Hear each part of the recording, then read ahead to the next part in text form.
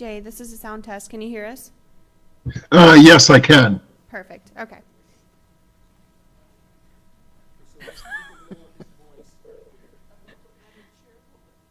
Thank you.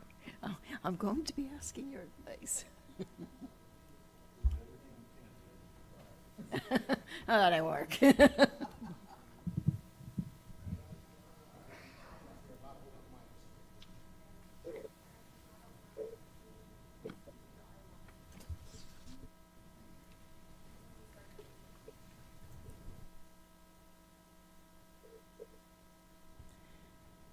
Okay, I'd like to start the ECHO committee meeting of July 11th, 2024 at 8:59. We need to make a motion to approve that Jay Pendergast attends the meeting virtually. He has COVID. So would anyone like to make that motion? Okay, do I have a second? I'll second. Okay, all those in favor, say aye. Aye. Aye. Any opposed? Yeah. Get better, Jay. Thank you. You're welcome. Okay, let's start by roll call. Reggie Santilli, Here. Jeffrey Alt, Here. Patricia Drago, Here. John Macaluso, Here. Stephanie Mason Teague, Here. Pat Northey, Pat Patterson, Here. Jay Pendergast, Here. Dwight Selby. Here. We have a quorum. Great, thank you. Okay, second would be public participation. Teresa? No? Nobody from public participation? Okay, we'll move on to approval of the minutes of April 11th. Are there any additions or corrections to the minutes? Hearing none, the minutes will be approved as recorded. Okay, unfinished business. Dan, direct county expenditure update? Wait, before you start, Daniel, I'm sorry. If y'all need to speak clearly into the microphones and make sure your microphone is on so then Jay can hear you. Sure, Michael. There we go.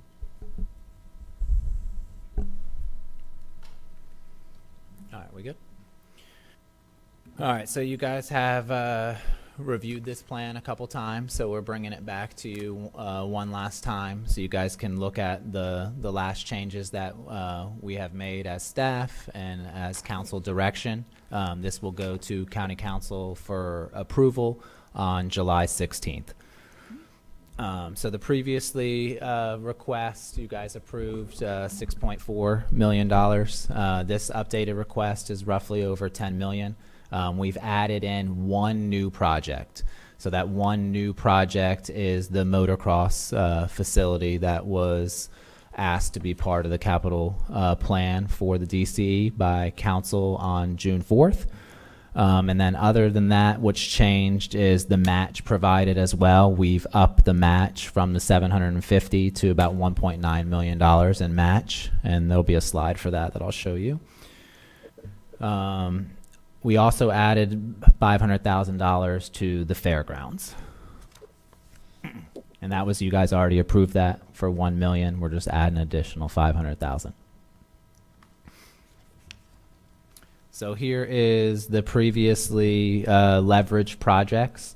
And then we basically cut them in half, and now we have matching funds for these projects that are listed here on the left.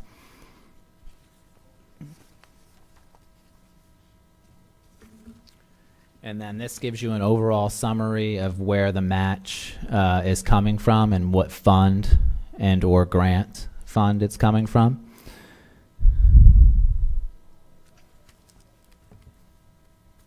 So most of the projects this year are about 1.3 million in park impact fees.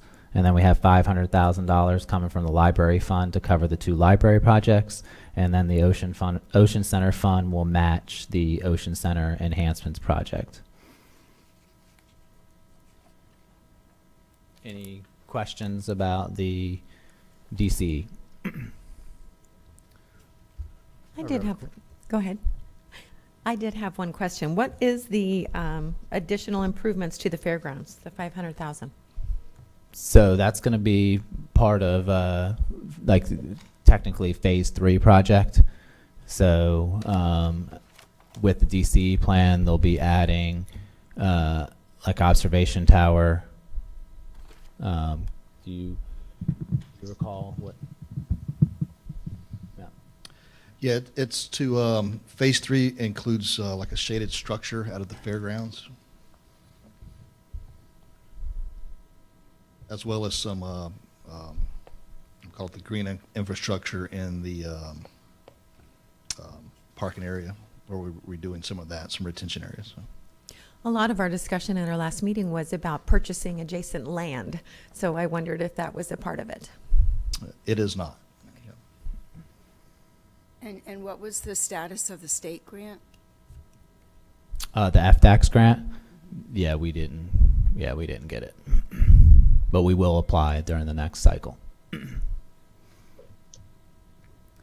Any other questions? Yeah, Okay. is there, for the fairgrounds, is there, has the county looked into cultural facilities funding on the state level? Because you're talking about putting in an amphitheater stage out there that fits in the culture. I don't believe that was part of the FDAX grant, but that's something we can certainly look into as an additional funding source. Any other questions? Pat? Yeah, I guess this is more general than specific. In looking at the project list, we had a previous request, and now we're coming back and asking for more money. But I'm not finding, and it probably goes to some of the previous conversation, what that is going to do. When we ask our partners in the cities or the not-for-profits, they prepare a very specific grant to us so that we know what is happening, what they're going to do, what they plan on spending the money on. And I know this is direct county expenditure. I understand, because as a former council member, they used to come before us. I get that. But I think it would be helpful for this group to know what the heck we are approving. I mean, I'm approving a dollar amount, but I don't really know what that extra new request is. Did I miss that in Yeah, the so agenda? the last 2 times we brought you the DCE plan, it had the projects listed out with the dollar amounts, with the Right. detail that was provided. So for today, we were just showing You're you. just showing you- the amount. Correct. We're just showing you the 2 new. One's a new project, and then one's the additional request. Everything else you guys have already basically given your blessing on. So we just decided to bring you guys a PowerPoint that showed the motocross at the 3.5, and then the additional. That's a whole separate question for me, that exceeds what we do as an exceptional grant. And again, I know that is direct county expenditure, but why would we approve out of this group if it's something that exceeded what we would ask our partners not to exceed? Council direction was for us to put it in on June 4th. So we added it to the capital plan as directed. So council, if I understand correctly, it won't matter what we say, this has already been predetermined. Would that be accurate? That was their direction that they gave us to put it in the plan for an additional 3.5 million. Okay, so when we complete this analysis of these new direct accounting expenditures. That will go back to the council on what date? Goes back July 16th, next Tuesday. Oh, that's right, it's part of that, yeah. Mhm. And then we will, or you all will go into doing the process of vetting those, we have what, four new, I'm sorry, my brain is not working well today. 4 new proposals from the cities, correct, in addition to the direct county expenditure. They're all going to be heard on the 16th? They're due today. No, They're not. No, Okay. that So won't the go only thing that's going to be until. heard on the 16th is direct county expenditure. Yes, only the direct county expenditure plan is going on the 16th. And then The some point- applications are due today by 3 p.m. We're expecting 4 to come through, and I have a slide that- for you to show you what those are today. Okay. And then at some point, we're going to do a review of the process. Is that correct? Annually, we review the process. Yeah, the next step would be the tour. We would take the tour of the 4 sites. I'm not talking about that. I'm talking about the process after the grant cycle is over. There usually comes back to us to review what we have done and is there any corrections that we need to make to the process. Haven't we done that in the past? Changed the procedures? Yeah, when we do the annual review, Yeah. yes. Hmm. Yeah. So that's what I'm talking about. Okay, yep. So that would be, at that time, it would be appropriate to suggest to the council that we not exceed for direct county expenditures more than we spend Do for the on. ECHO program. Yeah, on if it. that's your guys' thought process, yes. Okay, all right, so that wouldn't make sense to make a motion today to do that, because you've just told me the council has directed you to bring this to the, so we rubber stamp, in other words. Okay. I'm sorry. You're good. Dan, perhaps you can tell us what the 3.5 million will pay for the racetrack? I cannot go into those details. It's a to be determined. I don't think they've picked a project site yet. So there will definitely be more from council moving forward on the project. Going to be my question too. I just want to know if we could have any details. I have not followed this. I mean, I've heard about it, but I have not followed it, so I'm not really sure. They haven't a location yet either. If I understand it correctly, the location where they were thinking of putting it was out in the solid waste area in the middle of the county. And they're not going to do that now. Is that true? Correct. At the last council meeting, they had talked about abandoning that idea and addressed staff to look for some other locations. So at this point, staff's trying to find an appropriate location that a motocross facility could be built, and this funding could be used for either acquisition or development, depending on the site. But we're still quite a ways away from the actual expenditure then, probably. I would say that's accurate. There's still a lot of, well, if the property has to be acquired, that's an acquisition process that has to go through. Even the development process is going to take some time with construction and engineering, drawings, things like that. So. Kind of like our boardwalk project. Yes. So what today, this is a report, does not require our approval in any way or any vote, even as a rubber stamp, am I correct? Correct. Okay, all right, so that's what I want to make sure. We're not voting on this, we're just noting it. Correct, thank you. Yes.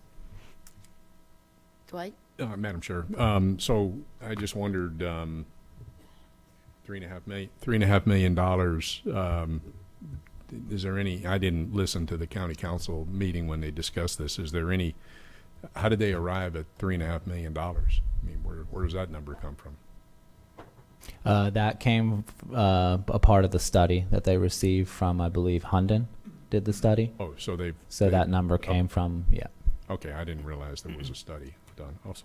Okay, and so just for my edification, I think this is the first time I've seen DCE plan. Well, not the first time you brought it to us, but the final plan, I guess. So unlike the nonprofits and cities, the county can request funds, I guess, without the same detail that we expect from, like, it doesn't have to be shovel-ready or anything like that, right? Apparently not. We still want the projects to go through almost like the same process from DCE to for Echo. Yeah, I'd say the amounts can vary, but it's still brought to the committee, and we try to hold them to the same standards that we hold the cities as far as So the reporting. It has to qualify to actually be EC, H, or O for Echo. So those we do line up as much as we can with the nonprofits. Okay. So this is, in this particular case, then, it's more like reserving the funds, setting the funds aside for this project? I would say that would be accurate, yes. Okay. Okay. All right. Thank you. Just to make note, it is two separate programs. So the application, the cycle, that's a grant and AIDS program. The DCE and the resolution states funds can be allocated by county council and reviewed by the ECHO committee. So it is two separate programs, two separate things. We just try to maintain the same standards as we do for the grants and aid program. Are there any, Pat? So when you say that, you say reviewed by the ECHO committee, does that review imply any stage of approval or acquiescence, or just we get informed? You just get informed. It's just brought to you for informational purposes. There's no vote required or no motion needs to be made on it. Thank you. Any other questions? Jeff? I just have a question about the Deltona Amphitheater. Have we made any, I know there's discussion about the place hasn't been used since pre-COVID. And I know the city of Deltona wants to use it. There's a few other groups, but lighting, sound is not working. I thought they were fixing it. Are we fixing that? Are we moving forward on that? Do you know? I know that they're in discussions right now. Our staff is in discussion with them. Okay. I saw a Facebook post from a Deltona commissioner saying that they're going to start using it again, but I know things aren't working out there, so I was just trying to figure out what exactly has been determined. Don't really know. I don't. I know that Kendra may be able to speak to it, but No, I know there's been some discussions, like he said, but once we get some more information and some type of resolution, we'll make sure we inform all of you. Okay.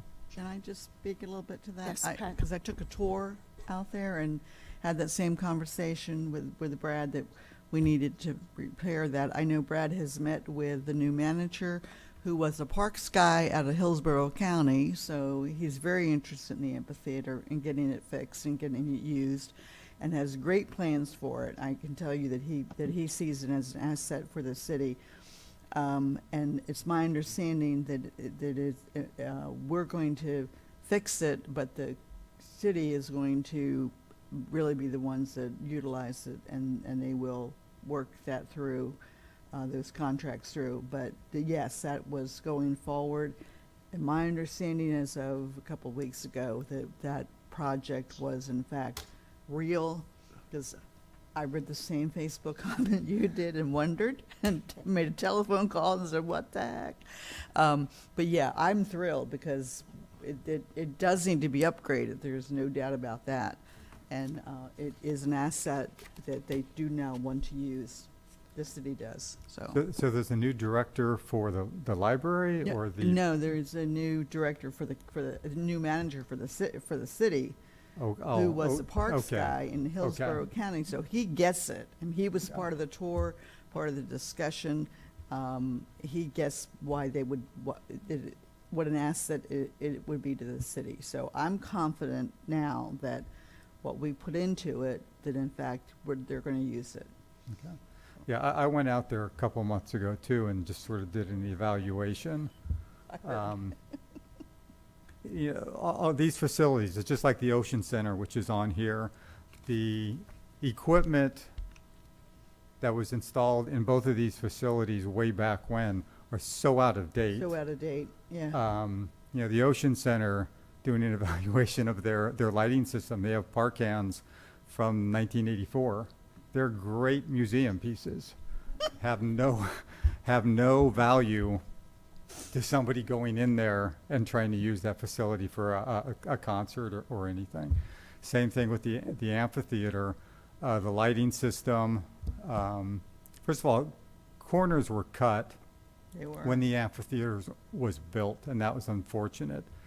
Simple things like no tech booth, no loading dock. A lot of things really prevent it from being used properly.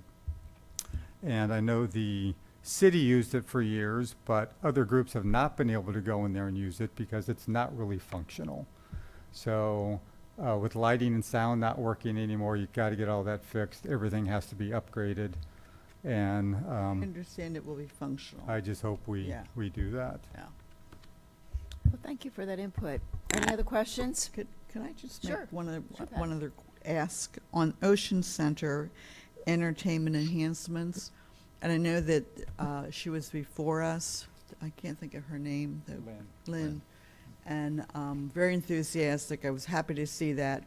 I have since attended a graduation at that facility since she was before us. If we have thoughts about those enhancements, is there a place that is an individual, not Echo, but as an individual where I can request those? And I'll give you two examples. One, talk about old technology. You can't get a cell phone to work on Wi-Fi hardly in that building, or the outside when the building is filled. And it was filled the day I was there. Secondly, the top tier steps do not have bars in the middle of the steps that you can hang on to. And I'm old now. I'm just telling you, when I was young, you could run up and down those steps, but you can't do it when you're 75. So they have them on the lower level, but they've never put them on the upper level. So I'm just suggesting that there are changes that, from a user perspective, that maybe they're not seeing. So do they put a user group together that says, here's what we need to do? How do they make those decisions, what they're going to spend the money on? I do know that they have definitely some stuff in their capital plan for the Ocean Center. I don't know the specifics of it, but we can definitely get you that information for what's in their capital plan, and we can definitely pass that information over to the director. If you have specific requests or ideas like that, feel free to send it to staff. And as we're working with the contractors at the Ocean Center, I we'll was bring those really ideas up. disappointed when I went out to the Ocean Center. I mean, it looks good on the corridors. They look great, but you go into the main arena and, man, it's in bad shape. So, in my opinion. I know that Lynn is getting she just started a couple months ago, and I am very excited. Yeah, I have no problem with her. to have She's her good. Yeah. and her experience there at that facility. There was an article in the News Journal paper that came out a couple of weeks ago talking about the Ocean Center. And Lynn mentioned that it's been 20 years since we've had concerts in there. Yeah. You don't get a facility like that back up on that concert circuit overnight. It takes 2 years, but you also have to have the equipment Yeah. there, and the facilities there for outside the end users to come in. The facility was the first arena in Central Florida. It was great back in the 80s, but like I said last meeting, Orlando has built 2 arenas since that time, and ours has just kind of been left to go downhill. So I think Lynn is doing a great job trying to at least get the county staff the information that we need to try and get this place running again, to make it useful. It brings in a lot of money. It brings in a lot of tax dollars. And if we get concerts and entertainment back up and running there, it could be a huge asset to Volusia County. I do know later this month there are some vendor rigging companies, lighting companies going in to tour, just so they have an idea of what they can recommend to Lynn for her final report. So it just takes, So it it's a takes slow time. process, It will what be you're a slow saying. process, so. No, thank you. Anyone else? Jay, any questions? No, no questions. Okay. All right, so we'll move on to new business. Yep. The Doan property presentation. Yep. And Nick's going to present that.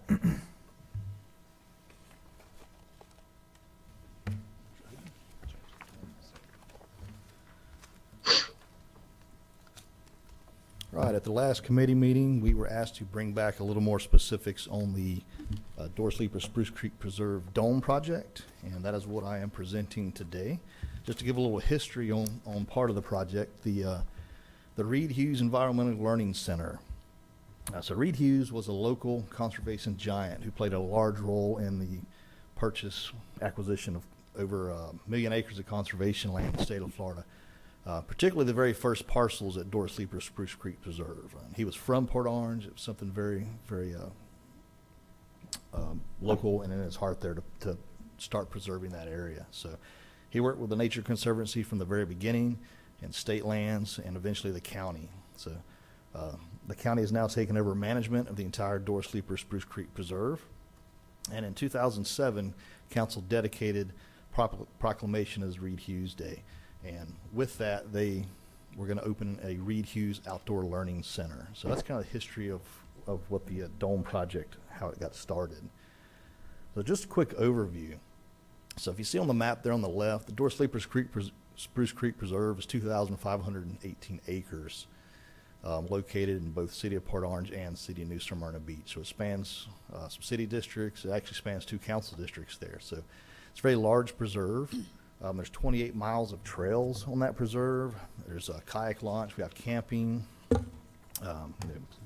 mountain bike specific trails, horse specific trails. So a lot of recreational use already on the preserve. Passive recreational use. There's no ball fields, anything like that are built on preserves. The little call out on the right is the 4-acre Dome parcel. So the Dome parcel was a 4-acre acquisition purchased by Volusia Forever in 2022. With that purchase, that small 4 acres actually gives us a lot of access to the preserve that we didn't have before. It gives us an additional water access point to Murray Creek. It gives us an additional access to install more trails to the south. And it was already a disturbed site, so it's prime for a new parking area as well for a new access point. So the major purpose of a preserve is, of course, habitat protection and enhancement with passive recreational use. But our big goal is to get the public out on these properties as well. And we do that through these public access points. So when we talk about the Dome property, we're talking specifically about this 4-acre piece. This is going to be the site of the Reed Hughes Environmental Learning Center. And when I say the site, the Learning Center is not really one structure building. It's the entire site. So here's a little sketch of how we have it drawn out by the engineers and construction. We're in the permitting phases now. You see we have 2 entrances that will be coming off of US 1. That's going to kind of circle through the area. We're going to have an observation tower, ADA compliant kayak launch, which is something that we don't have on this side of Spruce Creek there. There's going to be a vault toilet restroom, bat house, a new trailhead leading to an additional at least 1 mile of trail that we've already started to establish. And then there's going to be 2 learning pavilions. So the learning pavilions are going to be there where classes can be taught. We're going to be working with the school board and school district to have educational events out there. We've got parking installed for a couple buses, room for the kids to get off the bus. We've got kayak trailer parking there as well, so some longer parking spots just for kayak trailers. Water access was one of the number 1 things that the citizens requested, and this is a spot that we can get that for them. Let's see. We'll be able to answer any specific questions on the amenities after this. So But I wanted to let you know it's an outdoor learning center. So the entire site, all the way down to the smaller details, we're going to have animal tracks stamped in the concrete. There's going to be many educational kiosks throughout the site. In the observation tower, at the bat house. The main focus is going to be on the local giants of conservation, such as Reed Hughes and Doris Leeper, and their contribution to the preserve and the county. So a lot of educational materials going in at this site. It's going to kind of be the main learning hub for the entire preserve. Also want to just point out part of this project that's not in the amount in the DCE is being funded from Park Impact fee. So there is a match of $750,000 as well to fund this. So just a few sketches here from our construction drawings. We are now past 100% drawings. And this is an example of the entrance. I have a nice little sign arch here at the entrance, at both entrances actually. That's our first draft of the proof. And it's going to be a nice entrance so you can see real well off the highway. We're going to have some wayfinding signs down the highway. So as you're coming down US 1, you'll know you're at the Reed Hughes Learning Center. Some additional sketches. So observation tower, we've modeled after some of the state parks. We've got particularly coated wire mesh on that top railing so younger kids can see through that as well if they can't see over it. On the right is an example of a bat house that we're working with the University of Florida on the specifics and construction. The ADA kayak launch is going to be a big draw to kayakers in the area. Spruce Creek gets a lot of kayak use already.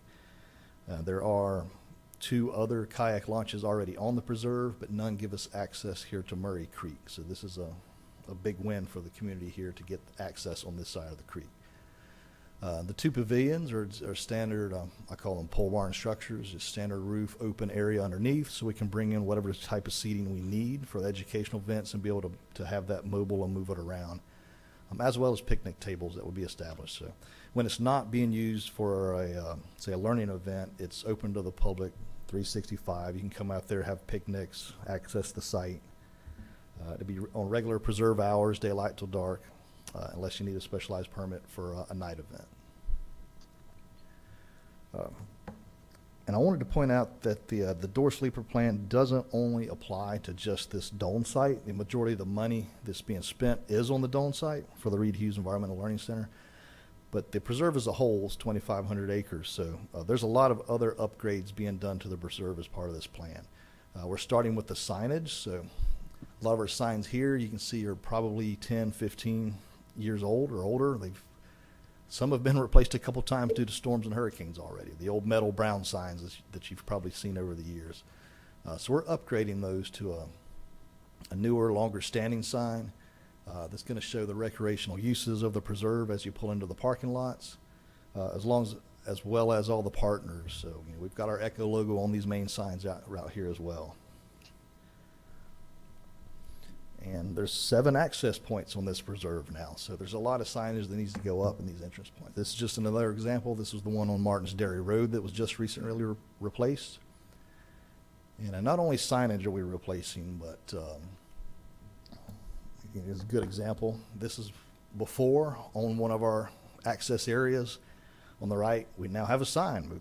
So there's areas out there you just didn't have anything. It was not uncommon to go to the preserve and go to the parking area, have one kind of trailhead with a map, and then you have 15 miles of trails behind that with no other signage. So an important part of the upgrade is getting additional educational and wayfinding signing on the preserve to upgrade the trail systems. That way people don't get lost as easily, and they know what they're looking at on the trail. I mean, you go out there, you go through scrub habitat. We now have Gopher Tortoise kiosk. We're going to have specific kiosk about scrub fire and other land management practices on why a preserve is managed the way it is. So all good educational components out there that we did not have before. Just another example of a sign upgrade off of US 1. This was at the Sleepy Hollow entrance, which is directly across from Spruce Creek Park. Just making them a little more visible and letting people know what amenities are available at the preserves. And with that, I'll turn it back over to Daniel unless there's a specific question on the door sleeper property. Yes.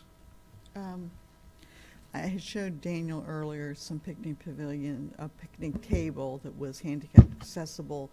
I'm happy to see the ADA requirement for the kayak launch. Could we make that pavilion in ADA required too, so that, would that be hard to do? Oh, not at all. I should have mentioned the rest of the site. We do have some sidewalks installed, ADA parking already to get around. So you can ADA access the entire site around the circle. If I went back to the sketch, you would see the sidewalk kind of links the entire site together. So Okay, and then on the Learning Center, I know that there was some conversation some months ago that I was involved in, and I think Clay Henderson was involved in. How are we going to design the Outdoor Learning Center pavilion? Have we reached, I didn't see on the schematic what we're actually going to do on that particular Learning Center site, how we're going to set that up. We're going to set that up with, for kids to come in, that will be where they go. How's that going to be set up? we're still developing that, but the We're intent still- is for it okay. to be modular so we can move things around as Modular, needed for okay. events. Okay, and then finally, have we all talked to Louise Chapman, who is a school board teacher that's out there, about that learning site, and maybe asking her how she, because she's going to be using it. Yeah, we made contact with Louise Chapman. She has not seen this latest 100%. We just got this last week. So Okay. we will be having some upcoming meetings to discuss the uses. Okay, just promise me that she's being included, because she's essentially the school board person out at that site, and she does a lot of the education, so, Absolutely. okay, thank you. And we are in the permitting phase now. Most of the initial surveys have already been done. Right now, the timeline for construction is to start early spring of '25. Okay. Are there any other questions? And I just historically, this has been a project, it was originally going to be a house. Council, actually, because I was on the council at the time, we actually cut a ribbon on the Reed Hughes Environmental Center.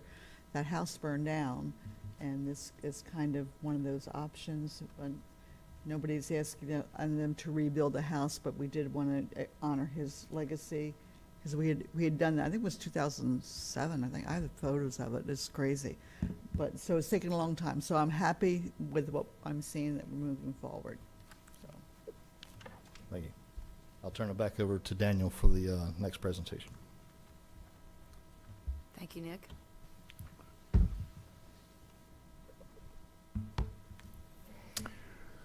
All right, so next up is the review of the new score sheet that we're presenting to you guys today.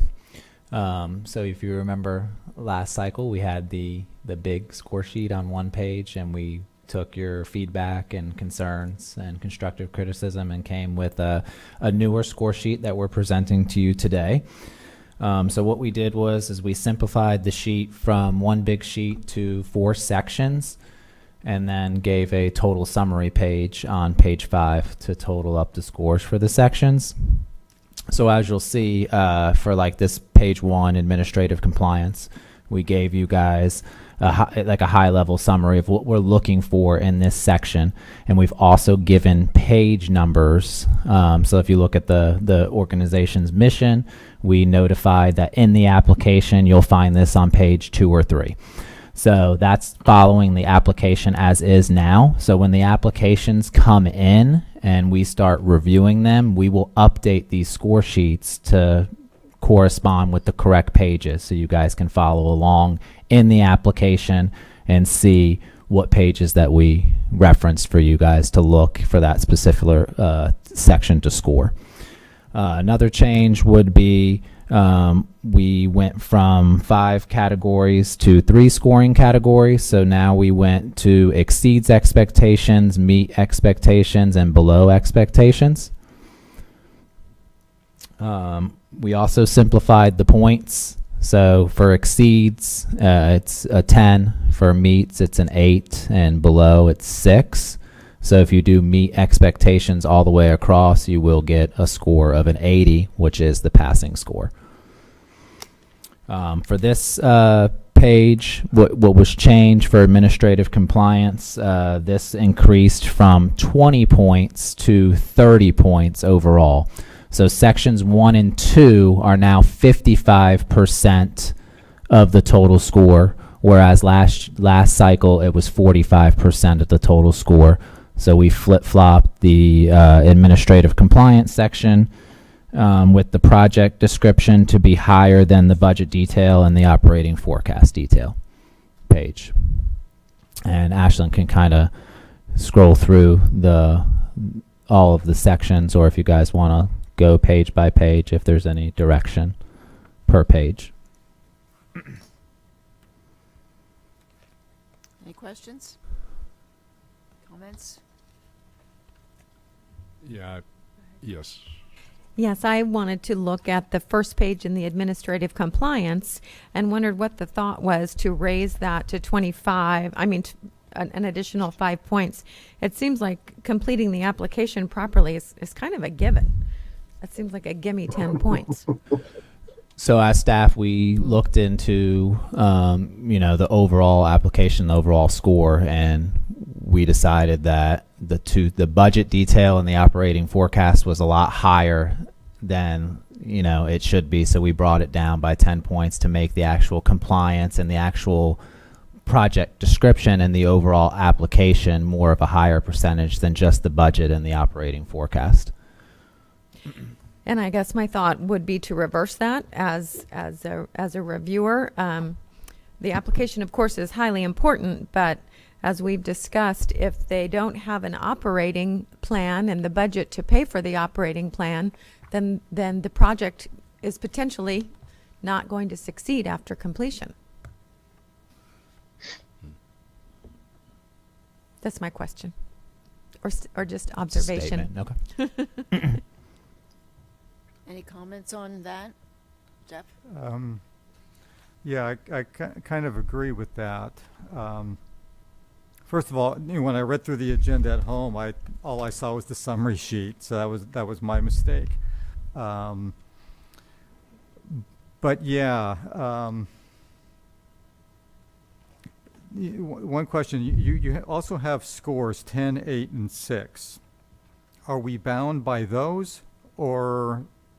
No, that's just a guideline, Okay, but so you can give other scores than what's represented there. Okay. Yeah, looking at, the financial stability of an organization, 5 points, that seems extremely low. If an organization is not financially stable, they may be able to fill out the paperwork, have a great project, but if they're not financially stable, if they don't have good financials, if they don't have, if you're a nonprofit, if they don't have an endowment plan, it's like, looking 20 years down the line, they're just going to be struggling. I think that is low. I think that budget detail, I think the financial stability needs to be 10 points, and that goes up to 25 points, and the administrative compliance, I sort of agree with Stephanie in terms of a lot of that is filling out paperwork, and that should be a given. They should be able to do that without getting any points. That just gets you into the program. I agree with Jeff and Stephanie, because we do want these applications and these organizations to be sustainable. And we've seen the ones that aren't have come back and have to give the money back to ECHO. Okay. And that section was 25 points. Budget detail was 25 last year, so it's 20. Just wanted to make a comment that the project readiness continues to be something that we've discussed as a way to, at some point in time, have a different set of steps for some projects. And I don't know, I want to make sure that if an application is more in concept and they don't have project-ready completed drawings, would we in fact contemplate them? We've had the discussion about looking at a phased concept approval, et cetera. And within this, we don't have any ability to do that. And I just want to ask you and the committee, is that something we want to contemplate provision for? Because I'm going to say that if a project meets every other part of this, but they're not project ready, would we have any way to approve them or to advance them, or are we just still saying, unless you're construction ready and project ready, we're not going to contemplate you? I mean, at the end of the day, the passing score is an 80. So in this category, what we're asking for, for exceed expectations, they got to be shovel ready, have all the complete set of drawings. If they don't have the complete set of drawings that's required, if they just have minimum drawings, then that would be meet expectations, which includes most of the required drawings. If it doesn't have the complete drawings and is unlikely to be ready, then it would be 6 or lower as a score. Once again, I'm asking the committee if we want to contemplate anything except for that. And this is where I believe we may provide for it. We had talked about it when we were talking about procedures. So I put it out there. Madam Chair. Just wait. Yeah, I was going to save this question for later in the meeting, but I think we were advised a couple of meetings ago that the staff has hired a consultant to review the whole ECHO process, application process, and is that? Yeah, I was going to bring that up in my staff comments. The strategic plan closes on the 17th of this month. So that's an what RFP, it's or- still in the purchasing process. So we don't know Yeah. who we'll get, but that does close on the 17th. But do you contemplate that review process will include, what Ms. Drago is discussing? I mean, we've talked about this, where we have shovel ready, or, can we reserve funds, or will there be a preliminary step where somebody comes along with a good concept, they get their concept endorsed, the funds aren't committed, but especially in light of the minimum match and the costs associated with shovel ready, that can be 10-20% of the total cost of the project. And for a lot of cities and nonprofits, I'm confident that they're not willing to invest that money unless they know for sure they're going to get the grant from ECHO. So, because otherwise they got plans and engineering and everything else for something that they can't afford to build. So it just sits on the shelf. Do you anticipate that will be part of the strategic plan revision, process? That was one of our tasks, Yeah. one of our processes that we put into the request. So Pat, does that answer I think that's coming, and for now we're stuck with the current process, and so we have a score sheet for the current process. That That's gives fine. us a little wiggle room, Little in bit, the yeah. language. I'm just thinking of yes, okay, Yeah. thank you. Yeah. No, I'm with you. I'm with you on this. I hope that we can make that happen, because I think it's an important step to getting more money out faster, to more, and we better get it out fast, otherwise county council's going to spend it all. They'll take it. Pat? Yeah, just something, exactly, that's exactly what is going to happen. But that is exactly what you just made a really good point, Dwight. We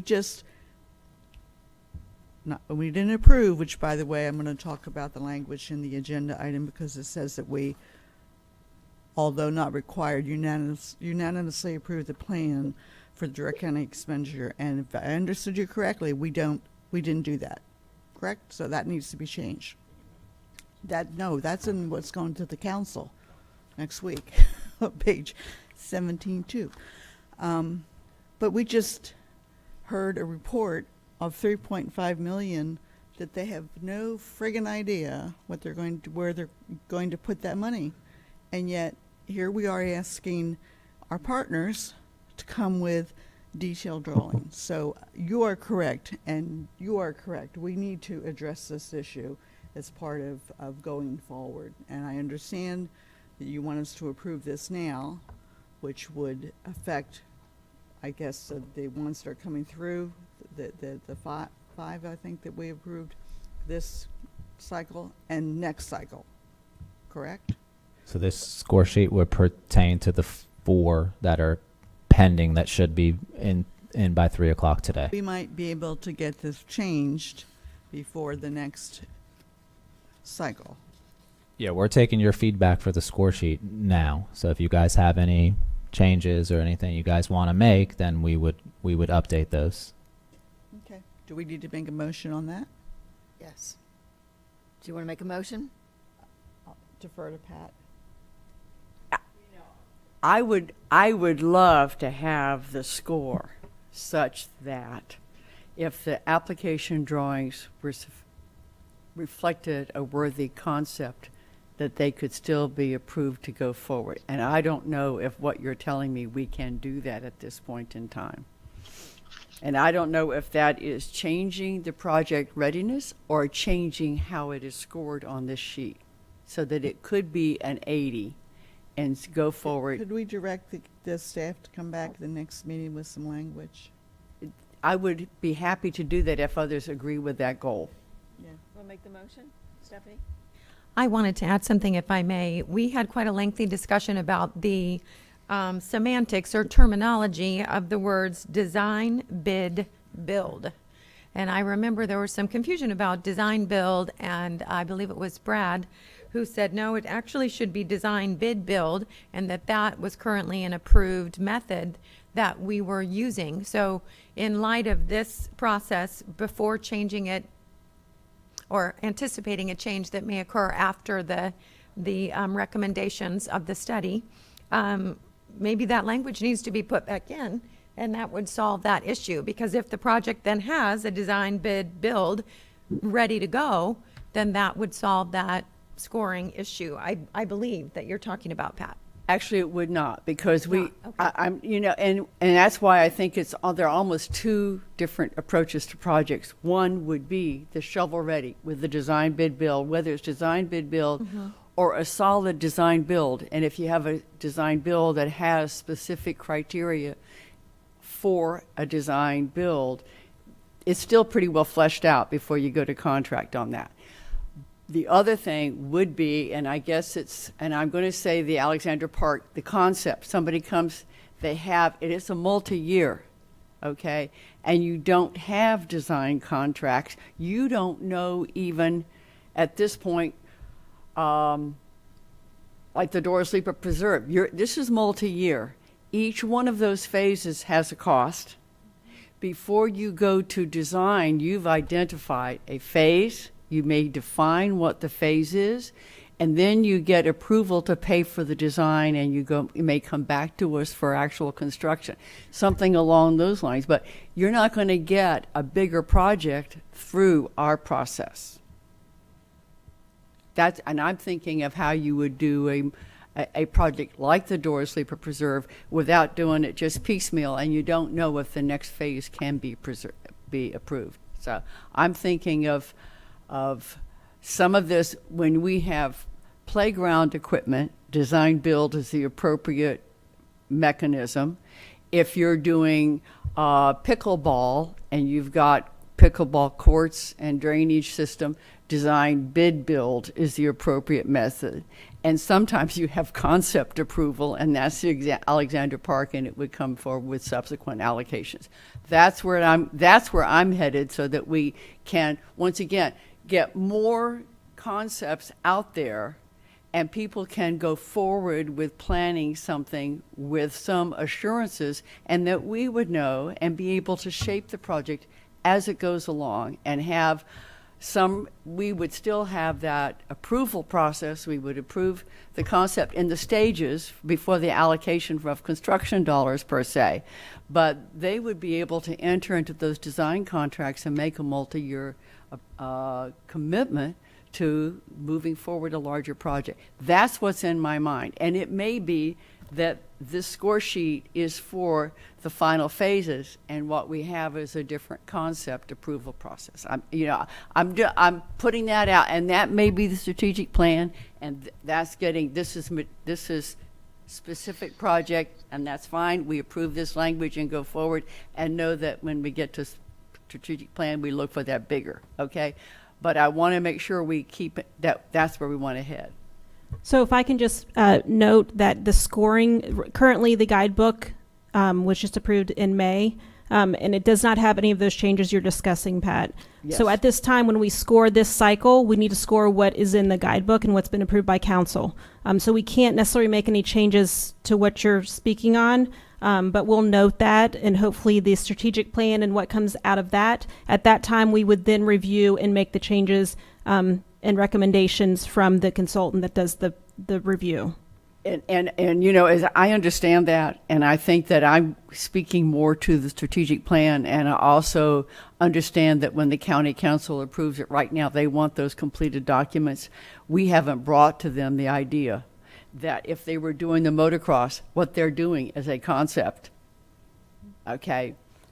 And so, essentially, their motocross plan follows that whole set of contours. So, I'm ready to go with this for today, recognizing that this is where we are. But I wanted to put that out and keep that in mind before the committee as we go forward with strategic planning. Jeff, I can see you're thinking. First of all, before I get into it, I want to make sure you ask Jay if he has any Jay? comments, because especially with the design, build, whatever, Jay's our architect, and I want to get his thoughts on that. In terms of what Pat's talking about, applicants could come here for different phases of a project. So we've always been able to do exactly what you're talking about. You have a big project, you come for phase one, and you get $500,000 or $600,000. As you get that finished, you have a better understanding of how the project is going to evolve. So you come back, and you could come back for up to, is it $2 million, or what's the total? The 3.1. So project. you can 600,000, and then you can come for 2.5. What, no, but overall, a facility can get how much money? Is it 3.1? 3.1. 3.1. So, so we have, They can do that, but somebody cannot come forward and ask for their first application to be design documents. And if I remember correctly, when we were looking at pickleball, they had spent $750,000 on designing the pickleball courts and drainage before any construction. So I'm thinking of how you apply for some of that engineering up front. Okay, discussion for another day. Okay. Jay, would you like to weigh in on this? Yes, it's actually it's been a very interesting listening to the conversation from the other side. I think all of the board members have made very good comments, and I totally agree with what Pat Drago said. As far as if someone comes forward with a really good concept, it would be nice to move it forward and let them know their funding is there. Again, pending coming back with a solid set of documents. That's I don't know really what else to say about that. I mean, design build, I'm always like leery of, because they put it out to bid and it comes out too high, and then they reduce something and bring it down into budget. However, that's not necessarily what was approved by the board. So I think it's always going to be an issue. And it probably gets back to just how solid the applications are and how solid the applicants are. But I mean, that's all I have to say for today. Thank you. Thank you, Jay. Any other questions? Pat? Yeah, I respect what Pat is saying, but I thought I heard we needed to make some kind of a motion to move forward on this. I just want to ask one thing. Part of that strategic plan originally included a committee of people who had, like Teresa, who had done work that came before this council, is it still intended that there would be a committee process as part of that planning? Or is the company that gets the bid going to just make some recommendations without talking to people that actually fill those applications out? No, the intention is for us to come together with a group of people, but we just don't know who the consultant would be at this point. And do we know who the group of people are? We've been discussing as staff, but I don't think we've come to a final conclusion yet. Okay. So I'd like to know what we need to do to make sure that the discussion that we're having here is included when this new planning document comes back to us. That we need to, I understand that we have to use this spreadsheet today, not spreadsheet, whatever this sheet is. Scoring sheet, thank you. For the 4 new, this go-round of accounts, correct? But we want to, what I'm hearing my colleagues say is we would like to get this fixed so that the next round of requests include this kind of requests for, I don't want to use the word dreamers because I don't want to throw money away at dreamers, but I don't know how else to say it, that there are projects out there that we can't do because of exactly the reasons that my friend Jay is talking about. So I don't know where we go. I guess I'm trying to figure out where we go from here, and I'm looking at staff for some help on this. So what I understand is you're just trying to make sure the advisory committee comments and concerns are heard by the consultant and weighed in. So we will make sure we pass that information along as staff. From your previous meetings, we've heard the comments. If you want to send emails to staff, and that way we can make sure the consultant is informed. Is the consultant going to meet with this advisory group? I was just going to say we can try to set something up. We don't even have a consultant. The RFP is not closed yet. But so we've been talking about this for a very long time. Yes. So we will make sure that y'all are included in the process. Thank you. And that's why I keep bringing it up. That's okay. It's kind of like Pat with the trails. I'm going to keep pushing. Thank you. I guess I'm ready to go forward with this. So do if we I have a may, motion? So moved. Oh, Stephanie. I thank you. I had one just clarification, or just to confirm. My understanding is that applications may come to staff and ask for guidance with a proposed project in advance of applying, and that you would be able to advise them based on previous projects and your understanding of the funding and the projects that are approved and that type of thing before the application would be submitted? Yeah, absolutely. We will work with anybody that comes, nonprofits, cities.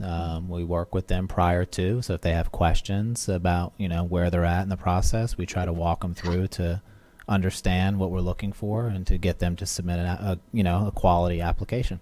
So in a way, that's that pre-approval process that we were kind of talking about, that before a project would even, you're under your recommendation, and then you would recommend if they chose to apply anyway and did not fulfill the recommendations that you suggested, that would be brought forth to the committee as well. So we would know that in advance of their application. I believe that happened once before in Port Orange, or it was not suggested to move forward, although their application had been submitted. Yeah, and I could just give you an example. We've met with probably 3 or 4 already prior to this next cycle that's coming in September that are interested, other than what Teresa probably has on her plate.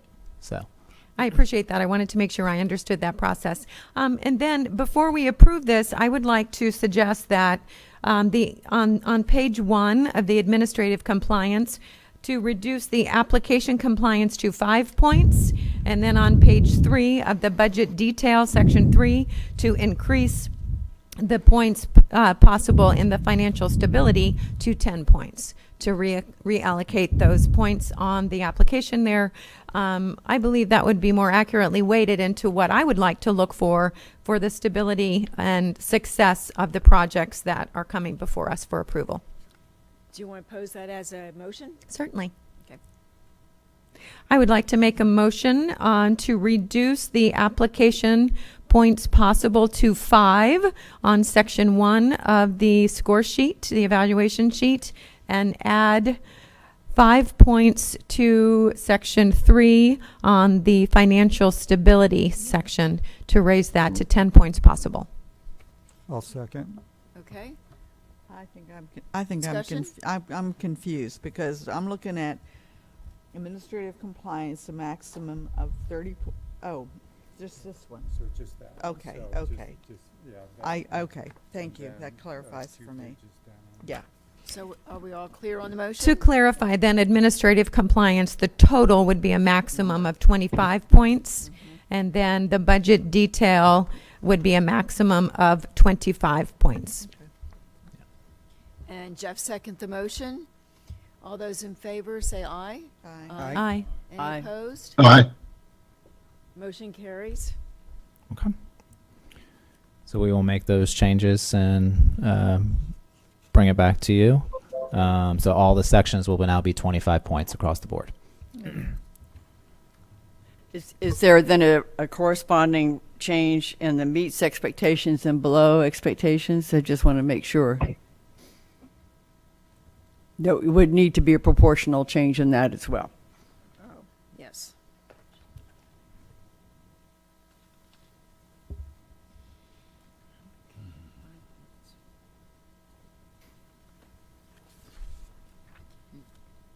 Oh, how Did would do we, that? Madam Chair, did we just approve the entire score sheet?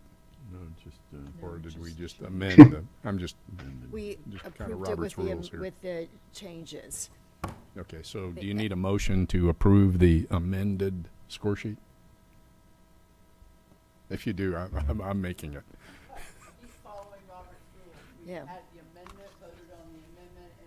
Before we had a motion on the actual. You want to make that motion, yeah, Dwight? I just, Okay. yeah. I'll make a motion and with Pat Patterson's guidance here and/or the Assistant County Attorney to approve the amended score sheet. And do we have a second? I'll second. Okay. All those, any discussion? I guess just for clarification, with the approval of this amended, staff will redo the potential scores on the side. Correct. I'll update the column. So instead of 10.86 for the application, it'll be 5.43, and then same thing on the other corresponding sheet as well. Okay, they're all in favor, say aye. Aye. Any opposed? Aye. Same sign, okay. Motion passes. Okay, spring cycle update. All right, so applications are due today by 3 p.m. These were the 4 technical applications that we received, so we are hoping to receive these final 4 applications today by 4 o'clock. So City of DeBerry, Alexander Island for 2.5. City of Port Orange has 2 projects, the South Causeway Park for $600,000. City Center improvements also with the City of Port Orange for $280,000. And then the City of South Daytona has an application in for their Reed Canal Prehistoric Playground at $600,000. So roughly about $4 million, and they're bringing about $4.3 million worth of match. Okay, I have a question. How much is in the ECHO account presently with the county expenditures taken out? That we approved, or we didn't approve. I don't know that exact. I know we have about $15.6 million in reserves in ECHO right now. So we're going to be down with the. I'd have to look at the forecast, but we're expecting to take in between $10 and $11 million in ad valorem. Okay. So, Okay. and then minus the projects from the DCE as well as this cycle. All right. Staff comments. Madam Chair, Oh, before yes, we Dwight? before we leave this topic, Daniel, you and I had a conversation about the Jackie Robinson Ballpark project, and I think it probably would be worthwhile for you to share that with the whole board. Yeah, that was also because in that's a my- huge. I mean, I view that. Talk about an entire county-wide, regional, state, national project. That ballpark and the historical events that happen there are monumental. And I just think it'd be good for you to share, why it isn't on this spring cycle, because I was Yes. hopeful that it would. You're be, taking all my staff but comments. it's all good Dwight. news. Yeah, so City of Daytona, Jackie Robinson Ballpark. Last we had talked to the consultant. The plan was to come to Echo during this cycle. It's one of the reasons why we added this second cycle. However, the city bonded $40 million for the Jackie Robinson project. Major League Baseball, they have a contract with them, and they came to them and said they needed to do a phased approach to the project, and they decided to move phase R section for the Echo to section 2, phase 2. So phase 1 will be player development facility and improvements, and then phase 2 will be the ballpark renovations and improvements. So they do still plan to come to us, but it probably won't be for another maybe 2 or 3 cycles, depending on when they finish phase 1. Thank you. Any more update from the staff? Yes. Also wanted to let you guys know that the Ormond Beach Performing Arts Center has started construction this month, so they plan to be open in mid-October is the plan. That was the site that had the fire, so we're hoping to get back open by October. The annual and quarterly reports are due to staff next week on Monday. So we have the majority of them. So the next meeting, you'll get an update on the quarterly reports for all of our Echo and DCE projects. Also, next week, the council we're seeking approval from council on the release of the restricted covenant for the City of Lake Helen Creative Arts Cafe project. Say that again? So This is their payback, correct? yes, Okay. they've already paid. They already paid back their first payment that they owe us. So now we're asking council to release the restricted covenant with their approval, and that'll be on Tuesday as well. But, may I, Madam Chairman? Yes, Pat. They can't come to us for any more funding, though, despite the council taking their action. For them to come back to us for funding for something else, they had to pay everything, is that correct? Correct. Okay, Yep. that's the way I understood. I just And wanted to make sure. the final 2 payments, one is due in January of by January of 25. The second payment would be due by January of 26. We talked about the strategic plan that closes on the 17th of July. We also have a ribbon cutting on the 17th for the Sun and Surf Park. That'll be coming up, and Reggie's going to be there to speak on behalf of Echo for us.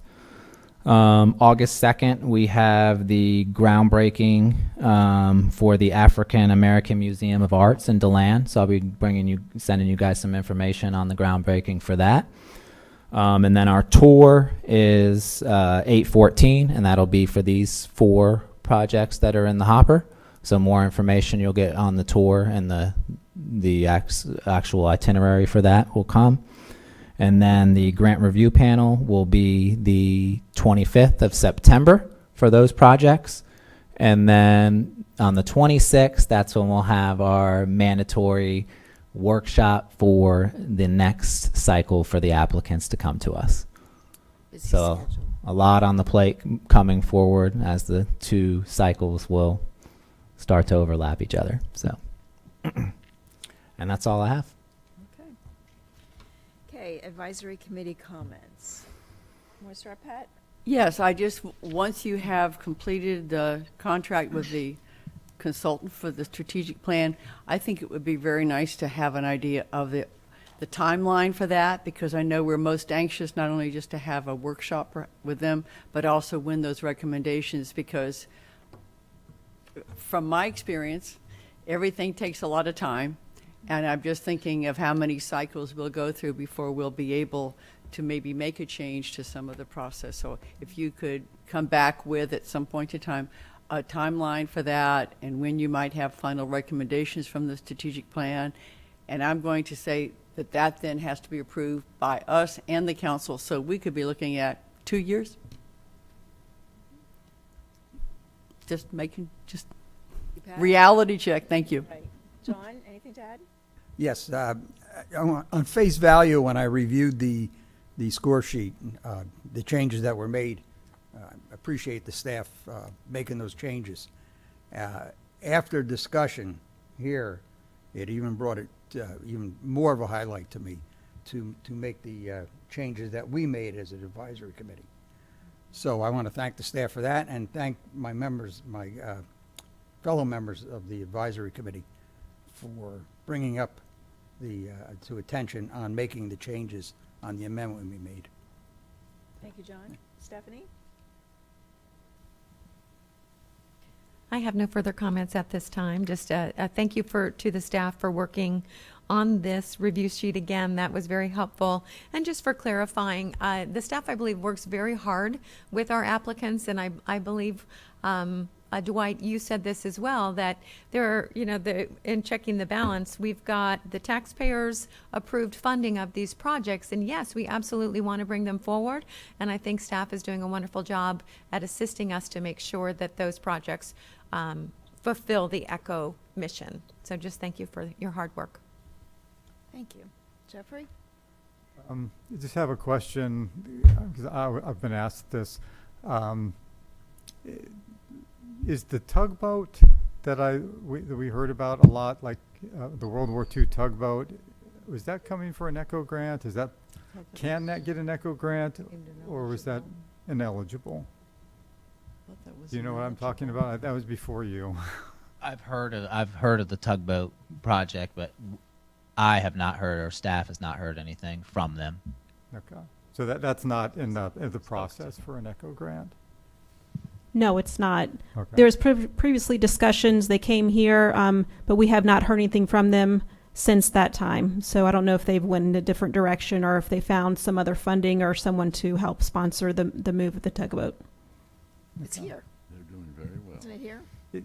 Somebody said the council had a discussion about, I don't know, the tugboat, I guess, has asbestos problem, so you can't actually go in, so it's not eligible. Yeah, I think that was why it was not eligible, yeah. Okay. It was Right, deemed yeah, not you couldn't eligible. access the interior of the facility. So yeah, it was deemed ineligible, so. Great, thank you.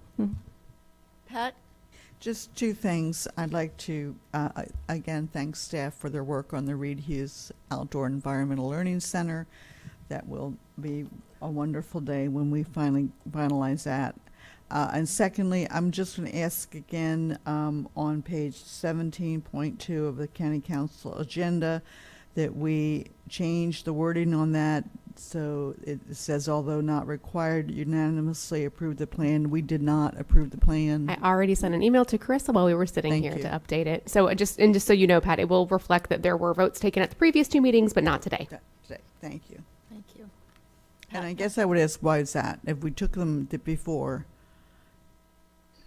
And for that, I'll have to rely on the other staff members. I think that changed, and so that we brought you back the updated plan was that in the as it updated was plan? altered. Okay, I don't remember Right, seeing gentlemen? that, but I'll look for it. We wanted to bring you guys any new changes or anything that we changed to the plan every time we brought it back to you guys, so you guys can review it. And to be clear, you didn't need to vote at the previous two meetings. It just happens sometimes, and we're certainly not going to tell you not to tell us and council officially what you think. But the resolution refers to a review, not an approval. Consistent, though.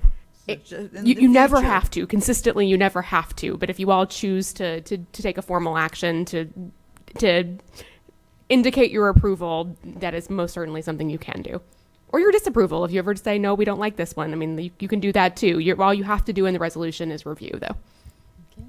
Pat Patterson? I'm okay. Okay. Dwight? Thank you. Yeah, just a couple of quick comments. These are comments I've made before, but I think the concept of a two-part process, maybe they come in, an applicant comes in with a concept, and they get a partial approval, let's call it, not an award of money, but approval for their concept, so that they can move forward with the design and the shovel ready, the steps that are necessary to get to shovel ready with an assurance, that when they come for the real award, that it'll be there when they're you know, so it's a two-part process. We've talked about that, and I'm confident the consultant will look at that. And then just sort of an overall thing, getting more money out, you know, the having, if it's 15 million, obviously it's less than that now in reserves. I mean, I don't think the taxpayers intended for the money to be sitting in the bank. I think the taxpayers want projects done. And so I would throw out the idea of, you know, is there a way to lower the match? You know, I mean, to get more money out. One way to do it would be to, you know, maybe we should consider less than 50%, and how and why. I'm just, you know, just an idea. And we've had discussions, not today, but in the past, about marketing and how we press on the applicants that they're not doing a good enough job marketing. And I would, you know, my suggestion is, well, maybe the county can do more to market, you know, all of the ECHO projects. And then finally, just the general comment, which is that, you know, there's many times we hear, well, this is taxpayer dollars, and we have a duty to defend those taxpayer dollars, and et cetera, et cetera. And my comment is that every dollar that's spent, either ECHO money or city money or nonprofit money, ultimately is a taxpayer dollar, because it comes from a taxpayer. You know, whether they write a check to a nonprofit, whether they pay taxes to the city and or the county, ultimately it's coming out of their pockets. So again, that sort of gets back to get more money out. Let's get more projects done, because that's why the voters voted to tax themselves, is to get the benefits from those dollars. So that's it. And with that, I'll say thank you. Jay? No comments, thank you. Okay. I'd just like to thank staff for all their work. I did think back on, maybe it was 2 years ago, when we voted for the extra $500,000 for the Trails program, that we were asking for a report from staff on where that money is going. But other than that, thank you everyone for coming. And I'd like to, can I make the motion to adjourn? Second. Okay. All those in favor? Aye. Aye. Okay. Meeting is adjourned. Thank you. And if,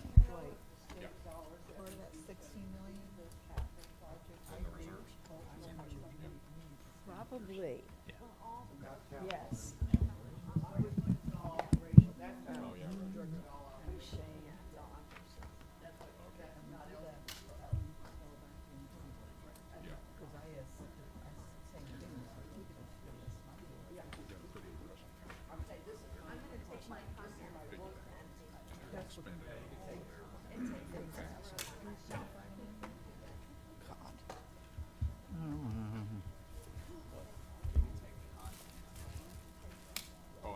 No, I don't. Just leaving it. Yeah. Yeah. And we're not going to Alexander Island, right?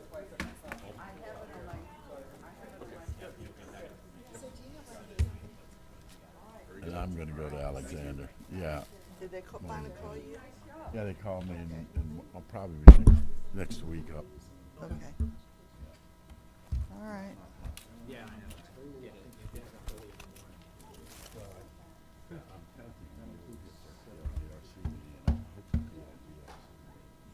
Thank you all. There's only like 7 cases. Bye, guys. Have a good one. Bye-bye.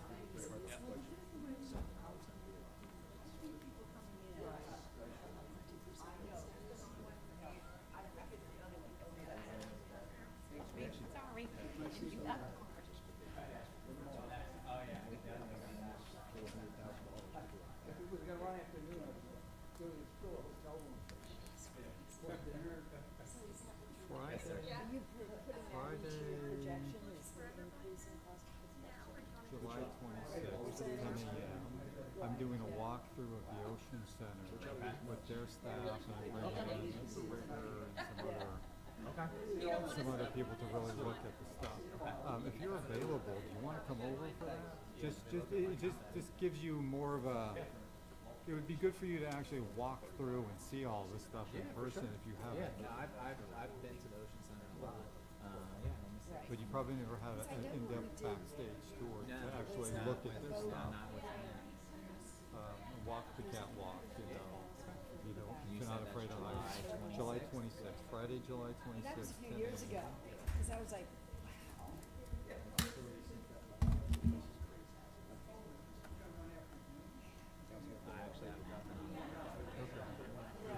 it's, So the 26th. At 10 a.m. and I'll, if I get people together, Lynn and I have an email we back and forth, I will include you in on that. no, let me see, Dwight? It's either Dwight or Pat Patterson. Probably Pat Patterson's. And then, yeah, hopefully they should be. I know they have a lot of it. I'll see if I can. Yeah. She should have that, or at least what's in there. Yeah. Seating. As you get into it, you know, you realize just how much has to get done. Yeah. You know, so That that was for sound and lighting and stuff, but there's a lot more, there's infrastructure. It's like you can't just buy LED lights without the Cat 5, Cat 6, you know, the cables all run at the proper controls.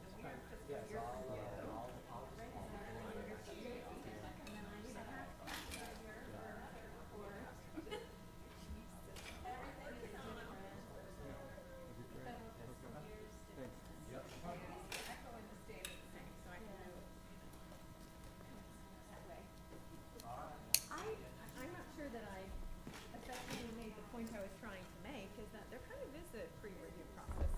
If they come to staff and you look at it and that, I didn't want to gloss over that fact, because I know that you guys spend a lot of time working with applicants and well, right. Yeah. Yeah. Right. And I think that that's important.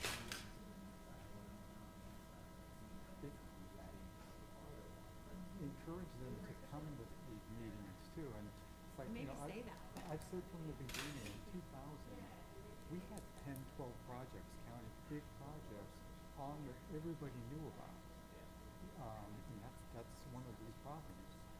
Just a lot of times these meetings, we hear about it after we get a grant. And it's one thing if it's a small park project, it's something else if they want $2.5 million. Yeah, for sure. I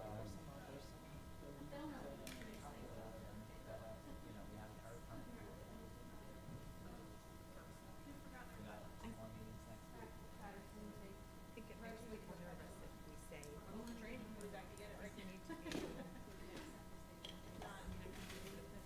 I'm gonna set it right here in case it doesn't come to be true. However, we need to make sure that these applications fit.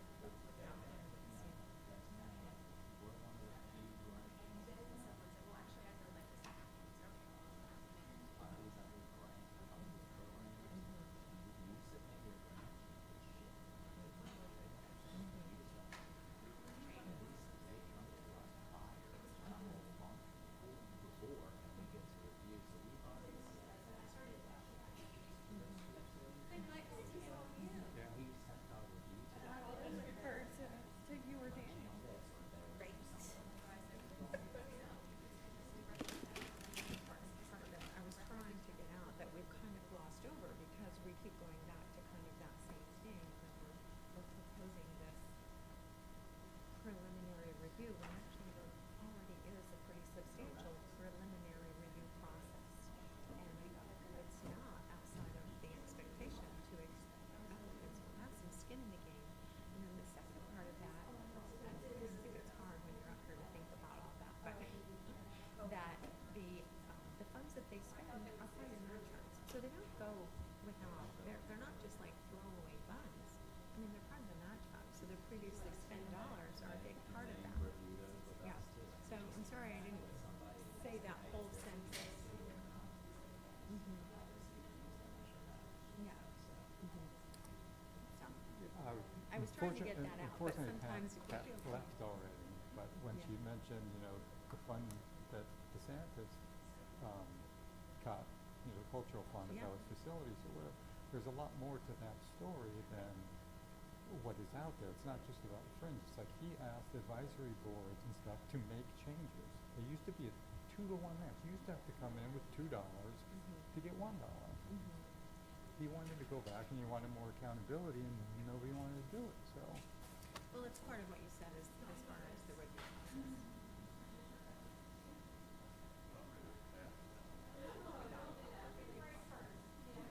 You know, I'm the recipient of that grant. That's hard for me. I've got to come up with another $60,000 in my budget next year. And you know, it took me 2 weeks to write that dang thing, so. I mean, I get it, but then I use that as part of this review to say, listen, we've got a lot of steps in place already.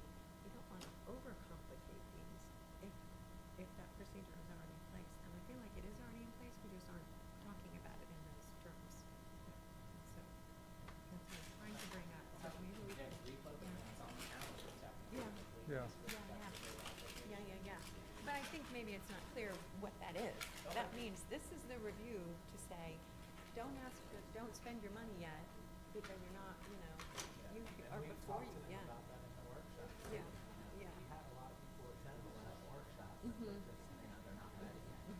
Well, and I guess I feel like I understand that, but I feel like maybe it's not understood holistically.